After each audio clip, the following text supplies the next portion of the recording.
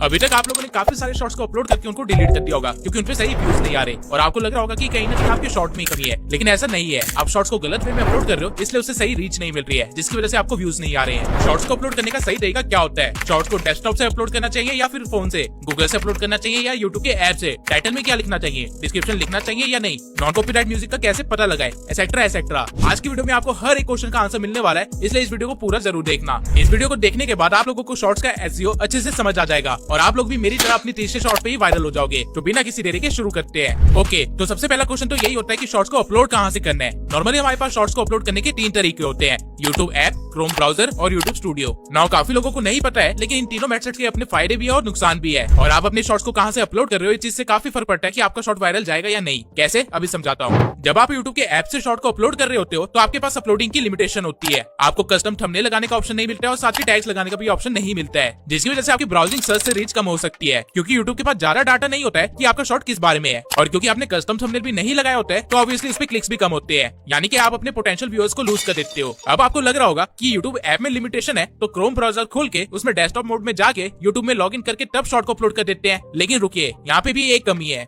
अगर आप desktop mode में जाके शॉर्ट को अपलोड करते हैं तो आपको टैग्स और डिस्क्रिप्शन और कस्टम थंबनेल का ऑप्शन तो मिल जाएगा, लेकिन आप लोगों को शॉर्ट्स के स्पेसिफिक टूल्स नहीं मिलेंगे जो कि है सॉन्ग्स, फिल्टर्स या टैग्स। यानी कि आप अपने शॉर्ट में ट्रेंडिंग सॉन्ग्स नहीं लगा पाएंगे, जिसकी वजह से आपको जो रीच और व्यूज मिल सकते थे वो आपको नहीं मिलेंगे। और यूट्यूब स्टूडियो के साथ भी सेम सिनेरियो है। यहाँ पे भी आपको डिस्क्रिप्शन टैग्स वगैरह तो मिल जाएंगे, लेकिन अगेन आपको यहाँ पे सॉन्ग्स नहीं मिलेंगे ऐड करने के लिए। तो अब क्वेश्चन आता है कि बेस्ट ऑप्शन क्या है फिर? अगर मैं आप लोगों को एक ऑनेस्ट आंसर दूं तो इनमें से कोई भी ऑप्शन बेस्ट नहीं है, क्योंकि हर एक तरीके की लिमिटेशन है, इसलिए आपको मिक्स्ड अप्रोच के साथ आगे बढ़ना होगा। अब जो लोग फोन से कंटेंट बनाते हैं उनके लिए चीज सिंपल है, उनको सिर्फ यूट्यूब ऐप की जरूरत पड़ेगी। वहीं जिन लोगों को डेस्कटॉप से अपलोड करने की आदत है उनको मैं सजेस्ट करूंगा कि अपलोड आप फोन से कीजिए और बाकी का काम आप लैपटॉप या पीसी में कर लीजिए। अब ये करना कैसे और अपलोडिंग के टाइम किन किन चीजों का ध्यान रखना चाहिए वो चीजें देख लेते हैं। मैं मान के चलता हूँ कि आप लोगों के पास एक शॉर्ट है जो कि आपने पहले से ही क्रिएट कर रखा है। तो अब आपको करना क्या है कि आपको सबसे पहले अपने फोन में यूट्यूब ऐप ओपन कर लेना है और उसके बाद इस प्लस वाले आइकन पे क्लिक करना है। इस पे क्लिक करते ही आपका कैमरा वाला टैब ओपन हो जाएगा। अब अगर आपने अभी तक अपने शॉर्ट को रिकॉर्ड नहीं किया है तो आप यहाँ पे अपने शॉर्ट को रिकॉर्ड कर सकते हैं, लेकिन अगर आपका शॉर्ट पहले से तैयार है और वो ऑलरेडी गैलरी में पड़ा हुआ है तो आप उसको यहाँ से एक्सेस कर सकते हैं। एक बार आप अपने शॉर्ट को क्लिक कर लेंगे तो वो टाइमलाइन में आ जाएगा। ना आप देख सकते हैं कि आपके राइट हैंड साइड में बहुत सारे फीचर्स दिए गए हैं। अगर आप चाहें तो सिर्फ इन फीचर्स का यूज करके आप यूट्यूब पे शॉर्ट को क्रिएट कर सकते हैं और उससे यहाँ पे एडिट करके अपलोड भी कर सकते हैं। लेकिन अभी के लिए आपको इसमें से कुछ भी नहीं करना है और बस ऐड साउंड पे क्लिक कर देना है, जिसके बाद आपके पास सारे ट्रेंडिंग सॉन्ग्स आ जाएंगे और यहाँ पे आपको जितने भी सॉन्ग्स दिख रहे हैं उनको आप बिना डरे अपनी वीडियो में यूज कर सकते हो। तो सॉन्ग ऐड करने के बाद आप ऊपर से वॉइस ओवर भी दे सकते हो, लेकिन अगर आपने पहले से वॉइस ओवर दे रखी है तो आप इस आइकन पे क्लिक करके वॉइस ओवर वाले बटन को बढ़ा सकते हो और म्यूजिक वाले बटन को सिर्फ 1-2% पे छोड़ सकते हो, जिससे पता ही नहीं चलेगा कि आपने कोई म्यूजिक भी ऐड कर रखा है और आपका काम भी हो जाएगा। नाउ आपके पास कुछ ऑप्शंस आएंगे जो कि आपको फिल करने हैं वीडियो की अपलोडिंग के लिए, जिसमें से सबसे पहला ऑप्शन है शॉर्ट्स का कैप्शन या कह लीजिए टाइटल। तो आप अपने शॉर्ट को क्या टाइटल देना चाहते हैं वो आप यहाँ पे लिख सकते हैं। अब किसी भी शॉर्ट को सही टाइटल कैसे देते हैं वो हम आगे देखेंगे, लेकिन अभी के लिए आप ये समझिए कि इस मोमेंट पे आप लोगों के पास 2 ऑप्शंस है। एक, या तो आप YouTube ऐप से वीडियो को अपलोड करें, दूसरा डेस्कटॉप में शिफ्ट हो जाए। स्टार्टिंग में हमने YouTube ऐप का इस्तेमाल इसलिए किया था क्योंकि हमें म्यूजिक को ऐड करना था, क्योंकि ये फीचर हमें बाकी 2 अपलोडिंग के तरीकों में नहीं मिल रहा था। और क्योंकि अब म्यूजिक ऐड हो गया है तो डेस्कटॉप वाले अपने कंफर्ट से पीसी या लैपटॉप से अपलोड कर सकते हैं, क्योंकि अब उन्हें वहाँ पे टैग्स और डिस्क्रिप्शन का ऑप्शन भी मिल जाएगा, जो कि आप लोग यहाँ पे देख ही रहे होंगे कि YouTube ऐप में आपको नहीं दिख रहा है। लेकिन क्वेश्चन आता है कि ये करेंगे कैसे और क्या आगे का प्रोसीजर हम फोन से नहीं कर सकते? तो जवाब है कि बिल्कुल आप फोन से आगे का प्रोसीजर कर सकते हो। आप फोन से आगे का प्रोसीजर कर सकते हो। आपको करना क्या है कि अपने वीडियो को सबसे पहले तो अनलिस्टेड कर देना है। नाउ वीडियो अनलिस्टेड हो गई है, इसलिए मैं डेस्कटॉप यूजर्स को बोलूंगा कि वो अपने पीसी को खोले और उसमें YouTube स्टूडियो में जाके अपने आगे का प्रोसीजर कंप्लीट करे। और फोन यूजर्स को भी सेम काम करना है, उनको भी अपने फोन में YouTube स्टूडियो को ओपन करना है। एक बार आप लोग YouTube स्टूडियो में आ गए तो कंटेंट वाले सेक्शन में आपको यहाँ पे दिख रहा होगा कि आपका कंटेंट अपलोड हो चुका है। आपको बस यहाँ पे 3 डॉट्स पे क्लिक करना है और एडिट पे क्लिक कर देना है, जिसके बाद आपके सामने कुछ ऐसा इंटरफेस आ जाएगा। अब अगर आप ध्यान दो तो जो फीचर्स आपको YouTube ऐप में नहीं दिख रहे थे वो आपको यहाँ पे दिख रहे होंगे, जैसे कि डिस्क्रिप्शन। और अगर आप यहाँ पे मोर के ऑप्शन पे क्लिक कर देंगे तो आपको टैग्स और कैटेगरी वगैरह का भी ऑप्शन दिख जाएगा। और यही चीज तो हमें चाहिए थी। जिन्होंने डेस्कटॉप से YouTube स्टूडियो को एक्सेस किया उनको कुछ ऐसा इंटरफेस दिखाई दे रहा होगा जो कि लगभग सेम ही है। नाउ आपको ये पता चल गया है कि शॉर्ट को कैसे अपलोड करना है, लेकिन शॉर्ट को कैसे रैंक करवाना है और उस पे व्यूज कैसे गेन करने हैं वो जान लेते हैं।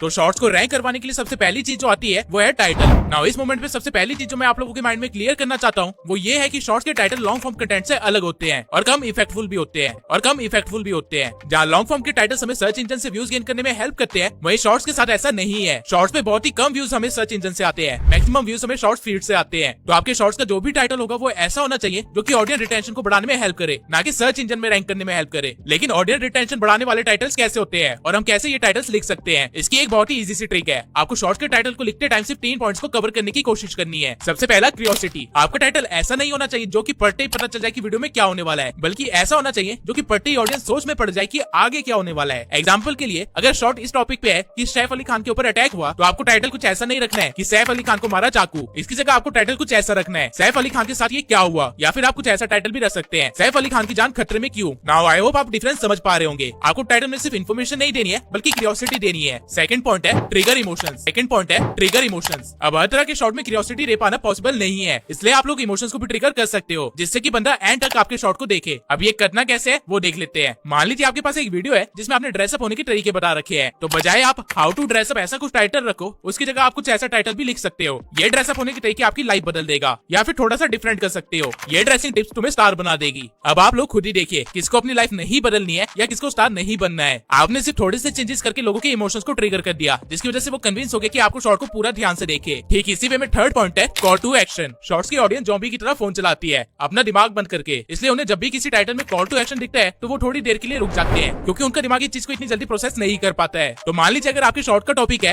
हाउ टू अर्न 2000 डेली, तो बजाय नॉर्मल टाइटल रखने के आप कुछ ऐसा भी रख सकते हैं, आज से 2000 रुपए कमाओ डेली, या फिर कुछ ऐसा भी कह सकते हैं 2000 रुपए कमाने के लिए इस वीडियो को पूरा देखे। नाउ जो लोग ज़ॉम्बी की तरह फोन चला रहे थे वो एकदम से रुक जाएंगे। तो डिस्क्रिप्शन लिखने का एक बहुत ही सिंपल सा पैटर्न है जो कि आप हर बार फॉलो कर सकते हो। सबसे पहले तो आपका जो भी टॉपिक है उससे रिलेटेड आपको 2 टाइटल्स लिखने हैं डिस्क्रिप्शन में, लेकिन जिस तरह शॉर्ट्स के टाइटल लिखते हैं वैसे नहीं, जिस तरह हम लॉन्ग वीडियोस के टाइटल लिखते हैं उस तरह। फॉर एग्जांपल, अगर शॉर्ट मेक मनी ऑनलाइन के बारे में है तो टाइटल तो आप इसका कुछ ऐसा रखोगे कि घर बैठे लाखों कमाओ, लेकिन डिस्क्रिप्शन में आपकी पहली लाइन ये नहीं होनी चाहिए। डिस्क्रिप्शन में आपकी पहली लाइन कुछ ऐसी होनी चाहिए, how to make money online in 2025, how to make money as a beginner. Now ये दोनों ही टाइटल्स लॉन्ग फॉर्म कंटेंट के टाइटल जैसे हैं, और ऐसे टाइटल लिखने के पीछे का एक रीजन भी है जो कि मैं आप लोगों को अभी बताता हूँ। अगर आज आप लोग यूट्यूब पे जाके कुछ भी टॉपिक सर्च करोगे तो आपको उससे रिलेटेड लॉन्ग वीडियोस बाद में दिखती है, लेकिन शॉर्ट्स पहले से सजेस्ट होते हैं। पर अगर आपके शॉर्ट का टाइटल ही थोड़ा सा यूनिक हो या थोड़ा सा चटपटा हो तो ऑब्वियस सी बात है कि कुछ भी सर्च करने पे वो रैंक नहीं करेगा, क्योंकि टाइटल तो वो चीज को रिफ्लेक्ट नहीं कर रहा है। तो इसी मोमेंट पे काम आता है डिस्क्रिप्शन। अगर आपने डिस्क्रिप्शन में टाइटल्स नहीं लिखे होंगे तो इससे होगा ये कि जो भी व्यूज आप गेन कर सकते थे सर्च की वजह से वो आप मिस कर दोगे। अब एक बार आपने 2-3 टाइटल्स लिख दिए जो कि हाईली सर्च टाइटल्स हो, उसके बाद आपको अपनी स्क्रिप्ट यहाँ पे कॉपी पेस्ट कर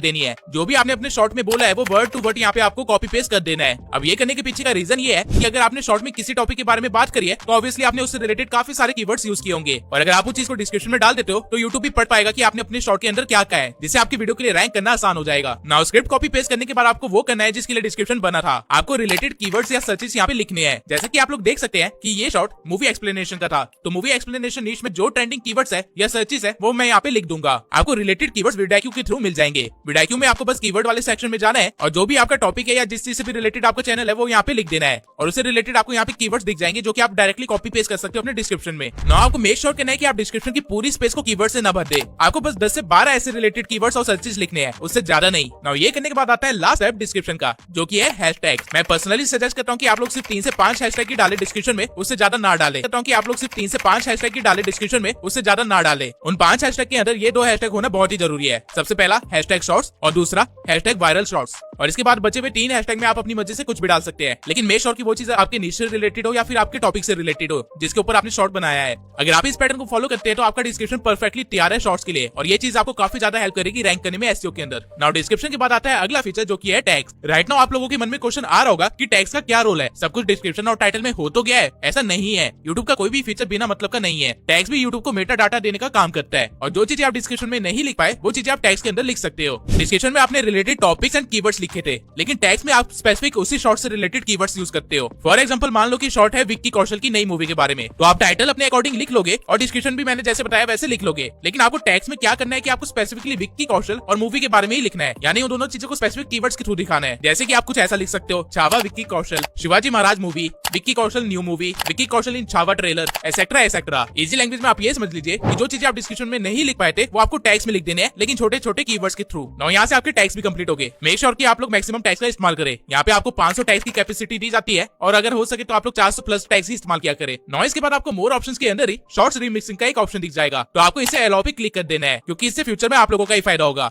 जब भी कोई आपकी वॉइस को यूज करके अगर कुछ भी शॉर्ट्स बना रहा है तो इससे आपको भी रीच मिलती है। कैटेगरी आप अपनी नीश के अकॉर्डिंग चूज कर सकते हैं, और कमेंट्स को ऑन ही रखना, क्योंकि ये एंगेजमेंट बढ़ाने में आपकी हेल्प करेगा। लाइसेंस स्टैंडर्ड यूट्यूब लाइसेंस रहेगा, और यहाँ पे एम्बेडिंग को भी अलाउ कर देना। नाउ टेक्निकली आपने अपने शॉर्ट्स का सारा एसईओ कर लिया है और आपका शॉर्ट धमाल मचाने के लिए बिल्कुल तैयार है, लेकिन अभी भी एक चीज बाकी है, थंबनेल। अगर आप लोगों ने कभी ध्यान दिया होगा तो यूट्यूब शॉर्ट्स पे कई बार तो थंबनेल की वजह से व्यूज आ जाते हैं, क्योंकि लोगों ने काफी चटपटे थंबनेल्स लगाए होते हैं। तो आपको भी मेक श्योर करना है कि आप कुछ ऐसा थंबनेल लगाए जो कि लोगों की क्यूरियोसिटी को और ज्यादा इंक्रीज करे, अगर आपके पूरे शॉर्ट में ऐसा कुछ नहीं भी है तो भी आप सिर्फ 0.5 सेकंड्स के लिए एक इमेज लगा सकते हैं 9:16 में अपने शॉर्ट के अंदर और उसे एज अ थंबनेल यूज कर सकते हैं, जो कि आपकी वीडियो की स्टार्टिंग में आ सकता है या फिर आपकी वीडियो के एंड में आ सकता है। आपको उस फ्रेम को एक पूरे सेकंड के लिए भी नहीं रखना है, सिर्फ आधे सेकंड के लिए रखना है। लेकिन ये थंबनेल लगाया कैसे जाता है उस चीज को देख लेते हैं। थंबनेल को कस्टमाइज करने का ऑप्शन आपको शॉर्ट्स को अपलोड करते टाइम ही मिल जाता है। जब आप शॉर्ट्स को अपलोड कर रहे होते हो तो टॉप लेफ्ट कॉर्नर में आपको पेंसिल जैसा एक आइकन मिलेगा, जिसपे क्लिक करने के बाद आप अपने अकॉर्डिंग किसी भी फ्रेम को एज अ थंबनेल यूज कर सकते हो। ना आपके शॉर्ट्स के लिए टाइटल तैयार है, डिस्क्रिप्शन तैयार है, टैग्स भी तैयार है, आपने नॉर्मल सेटिंग्स भी कर लिया और थंबनेल भी उसका सेट हो गया है। जब आप ये सारे काम कर लो उसके बाद आपका शॉर्ट प्रॉपर्ली रेडी है पब्लिश होने के लिए। लेकिन स्टिल एक चीज रहेगी है जो मैंने मेंशन नहीं करी। अगर आप लोगों ने कभी ध्यान दिया होगा तो कई सारे शॉर्ट्स पे एक ऐसे रेफरल वीडियो का ऑप्शन आता है, तो इस चीज को कहां से सेट किया जाता है, इसका ऑप्शन भी आपको यहाँ पे दिख जाएगा। जब आप इस पे क्लिक करेंगे तो आपको आपके चैनल के सभी वीडियोस दिख जाएंगी, और सिर्फ लॉन्ग वीडियोस ही नहीं बल्कि आपको शॉर्ट्स भी दिख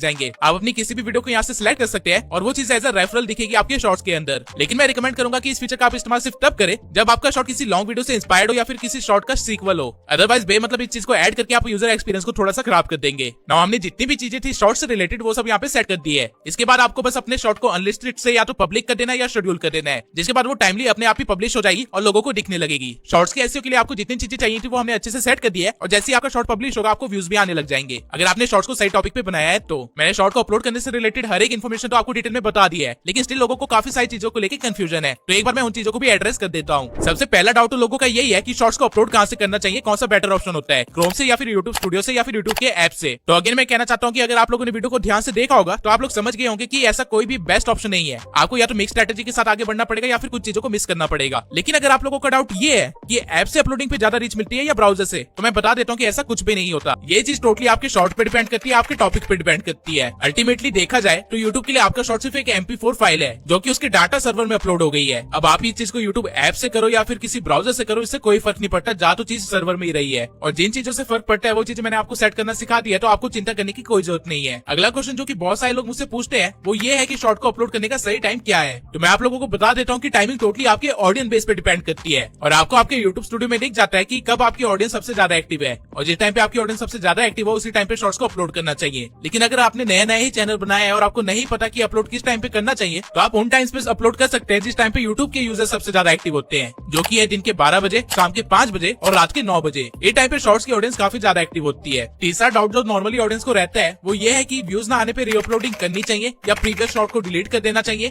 तो मेरा जवाब है नहीं, यूट्यूब पे कभी भी किसी भी चीज को डिलीट नहीं करना चाहिए, और रीअपलोडिंग की वजह से ऑलरेडी काफी सारे चैनल्स डेड हो चुके हैं। इसलिए अगर आपको लगता भी है कि आपके शॉर्ट में पोटेंशियल था उसे रीअपलोड करना चाहिए, तो मैं सजेस्ट करूंगा कि उसके हुक को थोड़ा सा बेटर करके एडिटिंग को चेंज करके फिर रीअपलोड कर दीजिए। इससे वो एक नया शॉर्ट बन जाएगा और आपका टॉपिक भी कवर हो जाएगा। नाउ आई होप आप लोगों को शॉर्ट अपलोडिंग से रिलेटेड जितनी इन्फॉर्मेशन चाहिए थी सब मिल गई होगी।